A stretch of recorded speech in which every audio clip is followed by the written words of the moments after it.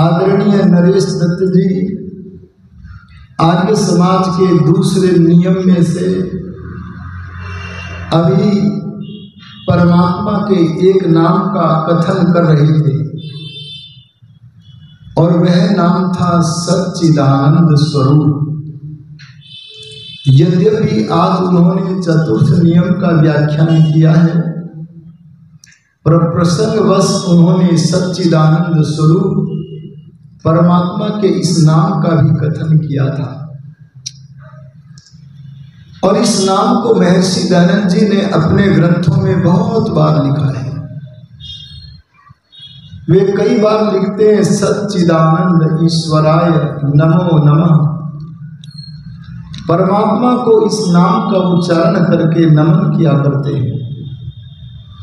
ये सच्चिदानंद नाम परमात्मा का 3 नामों से मिलकर के बना है। परमात्मा के 3 नामों के समुदाय से एक नाम बन गया है और वह नाम है सच्चिदानंद स्वरूप। 3 शब्द, 3 नाम कौन कौन से हैं? पहला सत, दूसरा चित और तीसरा बोलो आनंद। बताओ खीर में आनंद है कि नहीं? पूछ चुका हूं मैं। याद है कि भूल गए हो? हाँ, समझना पड़ेगा। प्राकृतिक वस्तुओं में शारीरिक और इंद्रियों को मिलने वाला सुख तो है, पर आनंद नाम का तत्व नहीं है। बहुत सारे लोग शारीरिक और इंद्रियों को प्राप्त होने वाले सुख को ही आनंद मान लेते हैं। आनंद अलग वस्तु है। अरे दयानंद में आनंद है या नहीं? हाँ, बहुत कह रही है।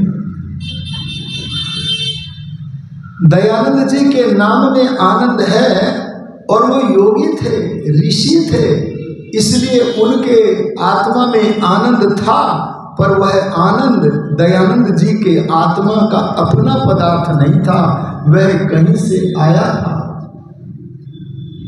और जब तक मुक्तात्मा मुक्ति में रहता है तब तक आनंद से आनंदित रहता है, लेकिन जब मुक्ति से लौट आता है तो विवशतः उस मुक्तात्मा को इस जन्म मरण के चक्र में आने पर आनंद से वंचित रहना पड़ता है। आनंद का स्रोत तो केवल परमेश्वर है। अरे बोलो कौन है? परमेश्वर है। इसीलिए यहां आनंद शब्द का प्रयोग हुआ है। आइए एक एक शब्द के द्वारा शुद्ध भगवान को जानने का प्रयत्न करें। सबसे पहला शब्द है सत। बड़े ध्यान से सुनना पड़ेगा, और अगर ध्यान से सुन गए तो मैं अपने बोले हुए में से प्रश्न पूछूंगा और आप उत्तर भी दे दोगे, और अगर ध्यान से नहीं सुना तो गलत उत्तर दोगे या चुप बैठे रहोगे। जैसे विद्यार्थी को प्रश्न का उत्तर नहीं देना आता तो आकाश की तरफ देखता है। वो आकाश की तरफ भी ना देखना पड़े और उत्तर भी दे सको, इसके लिए आवश्यक होता है कि आप ध्यान पूर्वक श्रवण करना। आइए मैं सत शब्द का अर्थ पहले आपको बताता हूं, और ये अर्थ मैं अपनी भाषा में नहीं बता रहा। सत्यार्थ प्रकाश के पहले समुल्लास में ऋषिवर दयानंद सरस्वती जी ने हमारे सामने रखा है, और उन्होंने सत शब्द का क्या अर्थ किया है? यदस्ति त्रिषु कालेषु तत्सत्। आर्य भाषा में सुन लो। आर्य भाषा को जानते हो कि नहीं? ये कौन सी भाषा है जी? जिसे आजकल लोग आर्य के स्थान पर हिंदू बोलते हैं और आर्य भाषा के स्थान पर हिंदी बोलते हैं, ऋषि दयान ने उस हिंदी को हिंदी न बोलकर क्या कहा है? आर्य भाषा। अब इस वाक्य का जो ऋषि ने संस्कृत में लिखा उसे आप आर्य भाषा में श्रवण करें, समझ लें। यदस्ति त्रिषु कालेषु तत्सत, अर्थात जिसकी सत्ता, क्या बोला जी मैंने? सत्ता माने विद्यमानता, सदा रहती है। जो पहले भी विद्यमान था, जो आज भी विद्यमान है और आगे भी जिसका कभी विनाश नहीं हो सकता, जो उत्पन्न नहीं होता, इस कारण विनाश भी नहीं होता, उसका नाम क्या है? सत। जो वस्तु बनती है, नियम है, वह बिगड़ती भी है, और नियम है जो वस्तु बनती नहीं है वह बिगड़ती भी नहीं है। इस नियम से सत उस ही वस्तुओं को कहा जा सकता है जो न कभी बनी है, अरे बोलो, न कभी बिगड़ी है, बिगड़ेगी। परमात्मा सत है, सदा से विद्यमान है, इसीलिए उसका एक नाम है स्वयंभू। बोलो क्या नाम है? वो अपनी सत्ता से स्वयं सदा विद्यमान रहता है, उसे बनाया नहीं गया है, वो सदा विद्यमान रहता है। अच्छा, अगर परमात्मा सत है तो क्या संसार में और कोई दूसरी वस्तु भी सत है? अरे बोलो ना, है जी? कौन सी वस्तु है जी? अरे आप बोलो। एक वस्तु मेरे कानों में पड़ी है जो आप लोगों की ओर से बोली गई है, वो है आत्मा। अरे बोलो क्या है? आत्मा। अच्छा, एक वाक्य आपने सुना होगा। क्या सुना होगा? फिर न मिलेगी जिंदगी दोबारा। अरे सुना है कि नहीं सुना है? बोलो, ये सही है या नहीं? अरे बोलो ना। आपकी स्वास्थ्य की कक्षा में तो ये वाक्य बोलते मैंने लोगों ने से सुना है। फिर न मिलेगी जिंदगी दोबारा। अरे बोलो, ये विचार सत्य है कि नहीं? बोलो, समय क्यों लगाते हो?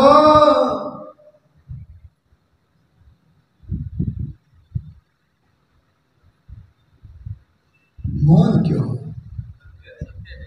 सत्य नहीं है, आपका उत्तर गलत हो रहा है। एक बार एक मुसलमान मेरे साथ यात्रा कर रहा है। मैंने उससे पूछा, एक व्यक्ति अंधा है, एक लंगड़ा है, एक लूला है, एक विद्वान है, एक मूर्ख है, एक विकलांग है, एक स्वस्थ है, सृष्टि में ये विचित्रता क्यों है? अजी क्या पूछा? सृष्टि में ये विचित्रता क्यों है? तब वह उत्तर देता है, वेद विद्या से घना दूर चला गया मूर्खानंद उत्तर देता है, खुदा की मर्जी। अगर खुदा की मर्जी से आप विकलांग बन जाएं, खुदा की मर्जी से आप निर्धन बन जाएं, खुदा की मर्जी से आपकी आंखें चली जाएं, आपके कर्म के बिना चली जाएं, तो बोलो परमात्मा अर्थात खुदा न्यायकारी है या अन्यायकारी है? पर परमात्मा अन्यायकारी नहीं हो सकता। अरे कुरान पुस्तक में नाम मात्र की विद्या, घना सारा अंधकार विद्या का भरा पड़ा है। ऐसी पुस्तक के आधार पर वह बोल रहा है खुदा की मर्जी। हम तो मतवादियों से शास्त्रार्थ करने के लिए तैयार रहते हैं। हमें ऋषि धर्म ने भयभीत होना नहीं सिखाया है। अरे इस नश्वर शरीर के लिए सत्य के साथ समझौता करना, अरे आत्मोन्नति की दिशा को छोड़ना, क्या ये बुद्धिमत्ता की बात है? मैंने उससे पूछा खुदा की मर्जी क्यों हो गई? पीछे के जन्म के किसी कारण से ये अंधा होगा, लंगड़ा होगा, लूला होगा। बोला नहीं, भगवान ने पहली बार सृष्टि बनाई है, पहली बार ही जन्म दिया है, दोबारा सृष्टि और जन्म नहीं देगा। मैंने कहा जो तुम्हारे कुरान में वर्णित खुदा ने काम कभी पहले किया ही नहीं है। कौन सा काम? सृष्टि के बनाने का। अरे कौन सा काम? जीव को जन्म देने का। जो काम तुम्हारे अनुसार कुरान में वर्णित खुदा ने कभी किया ही नहीं है, उसे अब क्यों करने लगा? अब कौन सी जरूरत पड़ गई? बोले खुदा की मर्जी। अरे बोलो उत्तर है। अब मैंने पूछ लिया, जो काम परमात्मा ने आपको जन्म देने का अब कर दिया, क्या भरोसा है कि इस काम को फिर नहीं करेगा? मेरे एक संघ में रहते थे, सत्संग में रहते थे, बरेली नगर का एक, बरेली जनपद का एक नगर है नवाबगंज। वहां के doctor Ali Mardan Khan, doctor MQ Khan, वे मेरे सत्संग से वार्ताएं करते थे। एक दिन मैंने उनसे पूछी तो लिया, कुरान क्या कहता है, मुस्लिम मत क्या कहता है? मैं यह नहीं पूछता, पर मैं आपका व्यक्तिगत मत जानना चाहता हूं। मैं देखना चाहता हूं कि मेरे साथ सत्संग का लाभ आपको हुआ है या नहीं। मैं आपका व्यक्तिगत मत जानना चाहता हूं कि आपका पुनः जन्म, पुनर्जन्म होगा कि नहीं होगा। तो उसने बड़ा सुंदर उत्तर दिया। ऐसा उत्तर लगा जैसे मानो कोई वेद के आलोक से आलोकित होकर के बोल रहा हो। और उसने अपने शब्दों में बोला, अगर खुदा ने इस धरती पर कुछ करने के लिए हमें जन्म दिया है और हम वह काम इस जन्म में पूरा नहीं कर सकते हैं, तो क्या वह काम करने का मौका खुदा हमें न देगा? मुझे तो लगता है देगा। हमारे सत्संग से एक मुसलमान सत्य मान्यता पर स्थित हो गया, पर तुम कह रहे हो कुछ लोग क्या, हाँ फिर न मिलेगी जिंदगी दोबारा। अरे ध्यान देना, अगर वेदों को पढ़ा होता, अरे ऋग्वेदादि भाष्य भूमिका में वेद के मंत्रों का अवलोकन, पुनर्जन्म विषय को पढ़ करके देख लो, अरे उपनिषदों को पढ़ लो, अरे दर्शनों को पढ़ लो, और कुछ नहीं तो 5000 साल पुरानी पुस्तक गीता को ही पढ़ लो, सब समझ में आ जाएगा। एक घटना है जिसका वर्णन गीता में भी है, नया पुस्तक है, 5000 वर्ष पुराना है। मैं अरबों पुराना भगवान का दिया हुआ ज्ञान, उस वेद की ही चर्चा नहीं कर रहा, मैं अभी 5000 साल पुराने ग्रंथ गीता का वर्णन भी आपके सामने कर रहा हूं। एक समय अर्जुन भयभीत हो गया, बोला मैं युद्ध नहीं करूंगा, मैं पितरों पर बाण नहीं चलाऊंगा, गुरुओं पर बाण नहीं चलाऊंगा, मैं भाइयों पर बाण नहीं चलाऊंगा, मैं भीख मांग के खा लूंगा, लेकिन मुझे ऐसा शासन नहीं चाहिए, राज्य नहीं चाहिए जो पितरों को, गुरुओं को, भाइयों को मार करके मिलेगा। योगी राज कृष्ण समझ गए जादू चल गया है अर्जुन पर। अरे बोलो क्या चल गया है? जादू चल गया है अर्जुन पर। किसका जादू? मोह का जादू।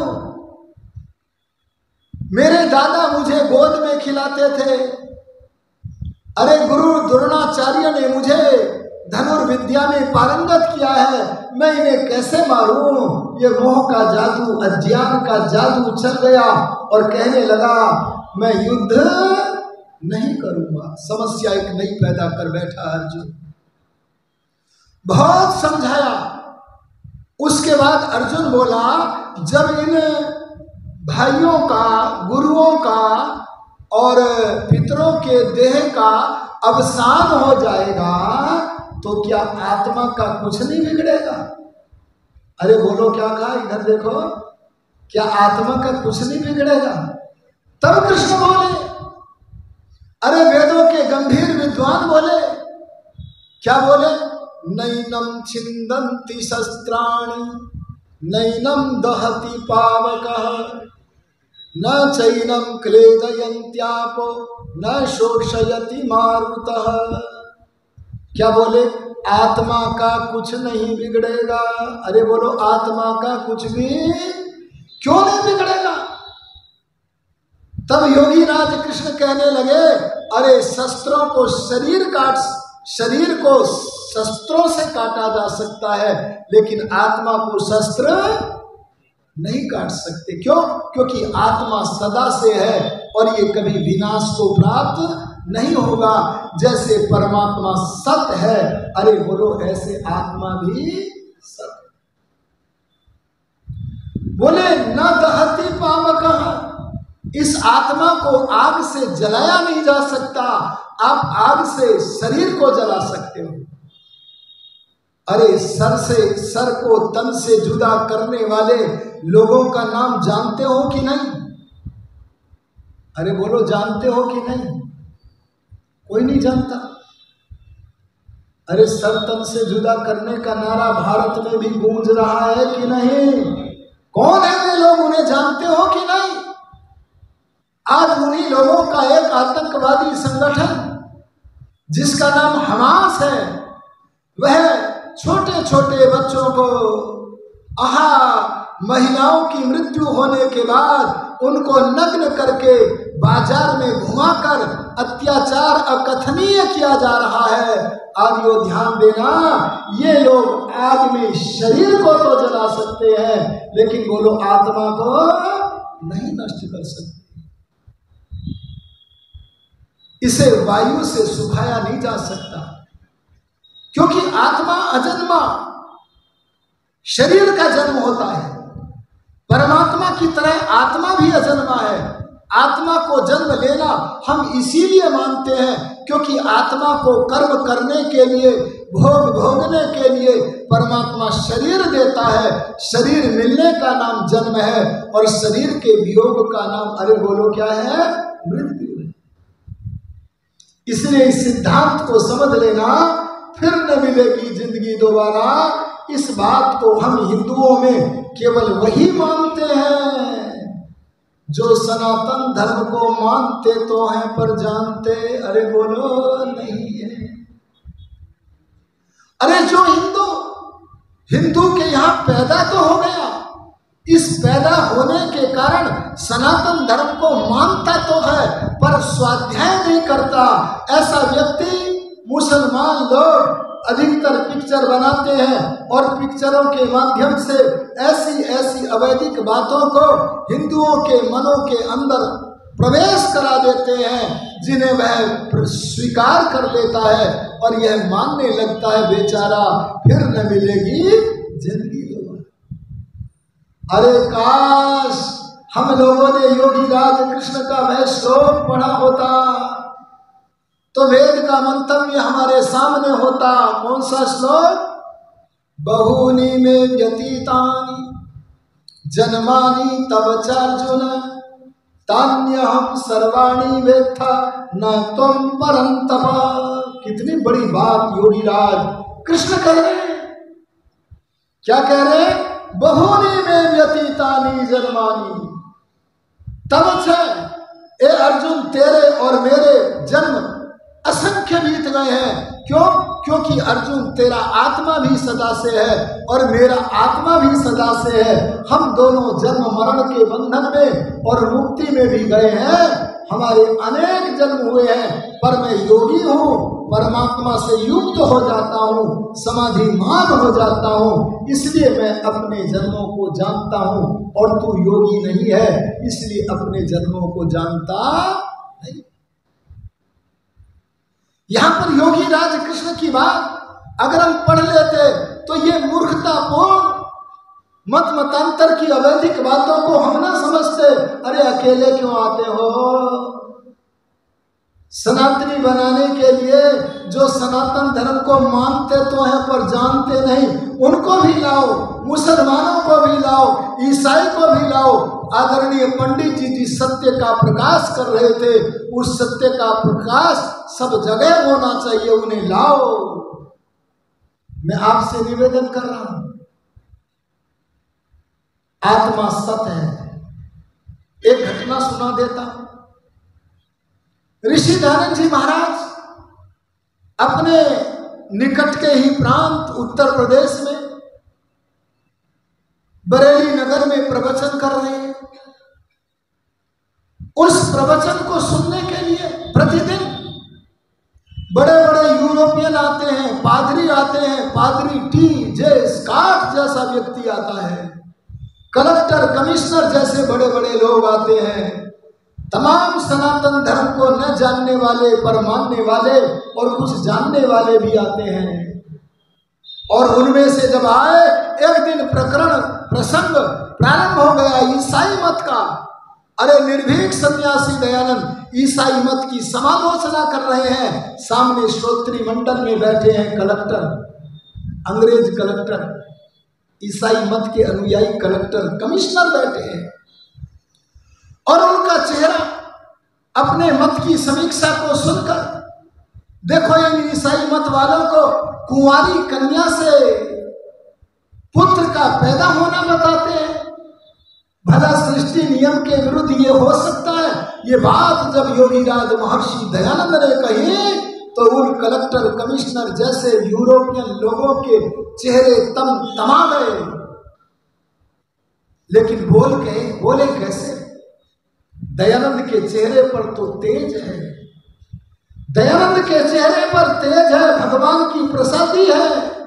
यह सत्य से परिवर्तित नहीं हो सकता, अपनी सत्य की विचारधारा में से विचलित नहीं हो सकता, झुकाव विचारों में नहीं ला सकता, परिवर्तन नहीं ला सकता। चेहरे तो तमा रहे हैं पर अवाक बैठे रहे। सभा समाप्त हो गई। तब कलेक्टर कमिश्नर ने जिस सेठ लक्ष्मी नारायण के उद्यान में ऋषिवर देवता दयानंद ठहरे हुए हैं, उस गरीब लक्ष्मी नारायण को बुलवा लिया। हाँ जी बोलो, किसको बुलवा लिया? लक्ष्मी नारायण से पहले भी तो कुछ बोला है। हाँ, गरीब पूरा बोला। मैं वैसे ही थोड़ी गरीब मुंह से निकल जाता है। उस समय का करोड़पति था, करोड़पति। अरे बोलो क्या था? करोड़पति।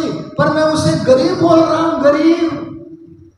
अभी पता लगेगा क्यों गरीब बोल रहा हूं। उस गरीब लक्ष्मी नारायण को बुलवा लिया। दयानंद के बैंक का कोई खाता नहीं था, पर उसे कोई गरीब नहीं कह सकता। उसे सदा अगर लोग कहते हैं तो स्वामी कहते हैं। अरे बोलो क्या कहते हैं? स्वामी माने मालिक उर्दू में बोलते हैं। स्वामी दयानंद की शिकायत करने के लिए, परिवाद करने के लिए करोड़पति निर्धन बेचारे गरीब लक्ष्मी नारायण को बुलवा लिया और बोले, पंडित दयानंद सरस्वती को कह दो संभल कर बोला करें, खंडन न किया करें। बस उस गरीब लक्ष्मी नारायण ने कहा, आपका संदेश मैं स्वामी जी तक पहुंचा दूंगा। लेकिन जब स्वामी जी के समीप आया तो लक्ष्मी नारायण घबरा गया। अरे बोलो, घबरा गया तो गरीब था कि नहीं था? और बोला, कैसे कहूं मैं ये बात इतने बड़े आदमी के साथ जिसकी जान पहचान भगवान से है, जो सुबह शाम भगवान से भेंट करता है, जो भगवान से पूछ कर बोलता है, जो भगवान से पूछ कर शास्त्रों का लेखन करता है। धरती के सबसे बड़े आदमी को मैं भला ये संदेश कैसे पहुंचा दूं? तब उन्होंने सहायता मांगी साथियों से। उनमें एक थे गुरुकुल कांगड़ी के संस्थापक, जो आगे चलकर के बने स्वामी श्रद्धानंद। उस समय उनका नाम था मुंशी राम। मुंशी राम ने वहां लक्ष्मी नारायण को गरीब कहा है। मैं उन्हीं से शब्द लेकर के गरीब बोल रहा हूं। स्वामी श्रद्धानंद जी महाराज अपनी आत्मकथा में लिखते हैं कि उन्होंने कहा, भाई ये संदेश स्वामी दयानंद जी तक पहुंचाना है, तुम मेरा सहयोग करो, तुम बोल दो। बोले चलो हम बोल देते हैं। और बोले मुझ नास्तिक मुंशी राम को आगे कर दिया। बोले बोल देना। तब तक मुंशी राम जी नास्तिक थे। और मैं जब महर्षि दयानंद के सामने गया, उसकी चकाचौंध में बोलना भूल गया। ऋषि दयानंद की तेजस्विता के सामने मेरे जैसे व्यक्ति की भी सिद्धि मिट्टी गुम हो गई। तब मैंने अपना पीछा छुड़ाने के लिए यह बोल दिया कि आपसे लक्ष्मी नारायण जी कुछ कहना चाहते हैं। अब बोलो आफत किस पे आ गई? अजी बोलो ना, आफत किस पे आ गई? गरीब लक्ष्मी नारायण पे आ गई। अब लक्ष्मी नारायण स्वामी जी लिखते हैं अपनी आत्मकथा में, बहुत देर तक गला ठीक करता रहा, खांसता रहा, और अंत में गरीब के मुख से एक ही वाक्य निकला। क्या निकला? स्वामी जी अगर कड़ाई न की जाए तो कैसा रहे? स्वामी जी के मुख से उत्तर आया, अरे तुम तो समय का मूल्य नहीं जानते। तुम्हें कलेक्टर ने कहा था तो सीधा मुझसे संवाद कर देते, कह देते, इतना समय खंखारने में क्यों लगाया? तुम्हें कौन सी परेशानी है? और बस यह कहकर मौन हो गए। आर्यो अगले दिन सभा लगी बरेली में। पादरी टीजे स्कॉट को गिरजा घर में किसी जरूरी कार्य से रुकना पड़ा। बाकी कलेक्टर भी बैठा है, कमिश्नर भी बैठे हैं, बड़े बड़े पादरी बैठे हैं। उन सब की तरफ गंभीरता से चारों तरफ देख रहा है ऋषि व्यक्तित्व का धनी दयानंद, और सबकी ओर गंभीरता से देखकर बोला, सबको निहार करके बोला, लोग कहते हैं। अरे क्या कहा जी? कौन लोग था वो? गरीब लक्ष्मी नारायण। बोले लोग कहते हैं कलेक्टर क्रोधित होगा। कलेक्टर सामने बैठा, बोले मेरा नंबर आ गया है। बोले लोग कहते हैं कलेक्टर क्रोधित होगा, कमिश्नर अप्रसन्न होगा। कमिश्नर भी वहीं बैठे हैं। अरे पराधीन भारत का वह निर्भीक सन्यासी बोला कमिश्नर क्रोधित होगा। इस सभा में बैठा हुआ वह व्यक्ति मुझे दर्शन देवे जो मेरी आत्मा का नाश कर सके। और जब तक तुम मेरी आत्मा का नाश नहीं कर सकते तब तक मैं सत्य में कोई परिवर्तन नहीं ला सकता, कोई झुकाव नहीं ला सकता, कोई विचलन नहीं ला सकता। और उस समय गीता का यही श्लोक महर्षि दयानंद ने बोला था, क्या? नैनम छिन्दन्ति शस्त्राणि नैनम दहति पावकः न चैनम क्लेदयन्त्यापो न शोषयति मारुतः।